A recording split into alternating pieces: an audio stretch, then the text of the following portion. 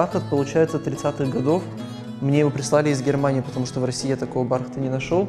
Дальше шерт, насколько я понял, Биташка рассказывала, именно шерт им до войны, он производился не в Крыму, а в Турции, из Турции присылали. И вот, когда я был в Турции, прошел много там антикварных лавок, рынков, и шерт не нашел, там были маленькие какие-то куски. И вот долго думал и решил, я смотрю, на объявлениях часто выкладывают галун. Галун – это военная такая лента, использовалась для военных костюмов каких-либо. И получается, я нашел именно человека, который продавал большое количество этого галуна. Это галун, получается, 40-е, 30-е годы. И мне с Москвы его привезли. Как раз он по своей фактуре, по своему виду, он очень напоминает шерт.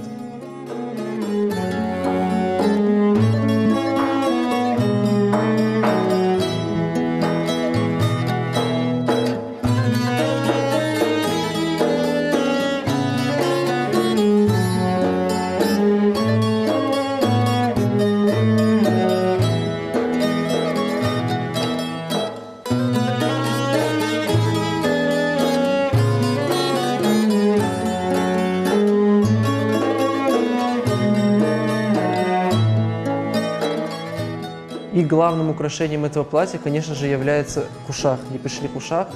Этому кушаку больше 150 лет, и он из дворянской семьи. Мы его немножко подреставрировали.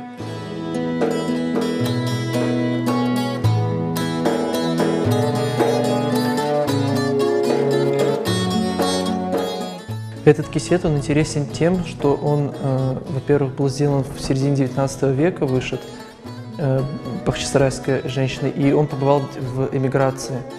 Семья этой женщины, получается, эмигрировала в начале века, во время гражданской войны, в Османскую империю.